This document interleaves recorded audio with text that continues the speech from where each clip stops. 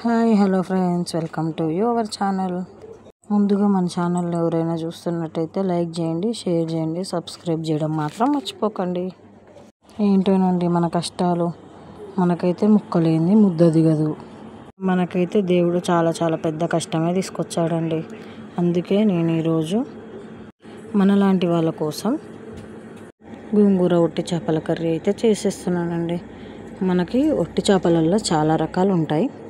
ఇంకా పెద్దోళ్ళు మనకు చెప్తారు ఈ ఒట్టి చేపలలో చాలా రకాల మనకు మంచి చేసేవి ఉంటాయంట. ఇవి తింటే చాలా మంచిదంట హెల్త్కి. కష్ట సమయాల్లో ఇవైనా మనల్ని ఆదుకుంటున్నాయండి. ఇప్పుడైతే నేను ఈ చేపల్ని పుష్కదంతులు తీసుకున్నానండి. ఇప్పుడైతే నేను చేపలకి తలకాయలు తీసి బాగా వేయించానండి. గోల్డెన్ బ్రౌన్ కలర్లోకి వచ్చినాక కూడా అవి తీసి నేనైతే 4-5 సార్లు శుభ్రంగా కడుక్కొని పక్కకు పెట్టుకున్నానండి. మీరు అనుకోవచ్చు ఈ కూర నువ్వు చూపించేది ఏంది, మాకు కూడా వచ్చని. కానీ ఇది నేను చాలా సింపుల్గా వండి చూపిస్తాను. నచ్చితే లైక్ చేయండి, నచ్చకపోతే అయినా లైక్ చేయండి. ఇప్పుడైతే ఇంకో కళాయి పెట్టుకొని అది వేడయ్యాక అందులో ఆయిల్ పూసి పచ్చిమిర్చి, ఉల్లిగడ్డ సన్నగా కట్ చేసి అందులో వేసుకున్నాను. వీటితో పాటే మనం ఈ ఒట్టి చేపలు వేసుకోవాలండి. అందులో ఉల్లిగడ్డలు, ఒట్టి చేపలు గోల్డెన్ బ్రౌన్ కలర్లోకి వచ్చేంత వరకు వేగనివ్వాలి. ఇలా వేయించడం వల్ల మనకు ఆ నీసు వాసన అనేది రాకుండా ఉంటుంది.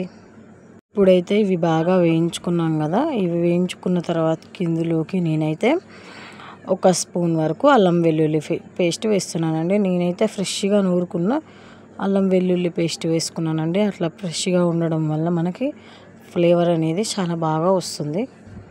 నేను ఏ కర్రీ చేసినా కూడా అప్పటికప్పుడు కొంచెమైనా నూరు వేస్తానండి.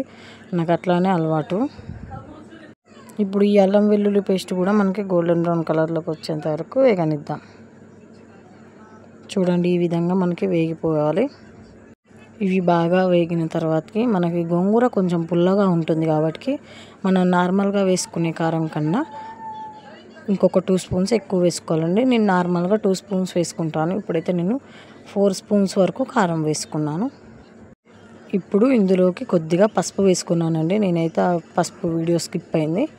పసుపు వేసుకున్న తర్వాతకి ఇందులోకి నేను 2 స్పూన్స్ వరకు సాల్ట్ వేసుకున్నాను. ఈ విధంగా వేసుకున్న తర్వాత మనం దాన్ని అయితే బాగా కలుపుకోవాలి.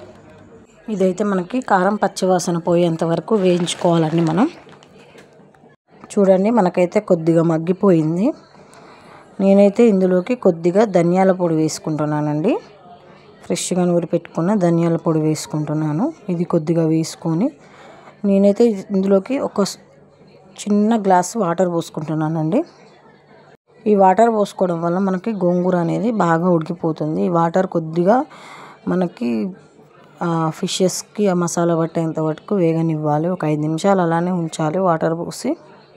నేనైతే ఇప్పుడు దీన్ని కొద్దిగా మగ్గనిచ్చుకున్నానండి మూత పెట్టేసి. చూడండి ఈ విధంగా మనకి మగ్గిన తర్వాతకి నేనైతే ఇందులోకి మనం ముందుగా శుభ్రం చేసి పెట్టుకున్న గోంగూరని వేసుకుంటున్నాను. మనమైతే గోంగూర వేసుకొని వెంటనే కలుపుకోవద్దండి. మనం అలా కలుపుకోవడం వల్ల గోంగూర అనేది మనకి కలపడం వల్ల కింద ఉన్న చేపలు ముక్కలు అయ్యే అవకాశం ఉంటుంది. కాబట్టి మనం అది కలపొద్దు. ఒక 5 నిమిషాలు అలానే ఉంచుదాం. మూత పెట్టేసి ఒక 5 నిమిషాలు అలానే మగ్గనివ్వాలి. ఇదైతే అస్సలు కలపొద్దండి, కలపకుండానే దీన్ని మగ్గనివ్వాలి. చూడండి ఇప్పుడు ఈ విధంగా మగ్గిపోయిన తర్వాతకి కింద ఉన్న గోంగూర అంతా మనకి మగ్గిపోయింది కదండి. ఇప్పుడు దీన్ని అయితే నేను కలుపుకుంటున్నా. మనం ముందుగానే అన్ని ఇంగ్రీడియంట్స్ వేసుకోవడం వల్ల ఇప్పుడైతే దీంట్లో ఏం యాడ్ చేసేది లేదండి. మనకి గోంగూర అనేది మంచిగా అందులో ఆకులు లేకుండా మంచిగా ఈ విధంగా మగ్గిపోయేంత వరకు మనం కుక్ అవ్వనివ్వాలి. ఇవైతే ఎక్కువ కలుపుకోవద్దండి, చేపలు అందులో కలిపి కరిగిపోతుంటాయి.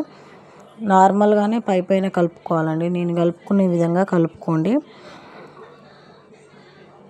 చూడండి ఈ విధంగా చాలా బాగున్నాయి. స్టవ్ బంద్ చేసి సర్వింగ్ బౌల్లో తీసుకుంటే మన వేడి ఒట్టి చేపల కూర, గోంగూర ఒట్టి చేపల కూర రెడీ. మీరు కూడా ఒక్కసారి ట్రై చేసి ఎలా ఉందో నాకు కామెంట్ చేసి చెప్పండి. లైక్ చేయండి, షేర్ చేయండి, సబ్స్క్రైబ్ చేయడం మాత్రం మర్చిపోకండి. Thank you.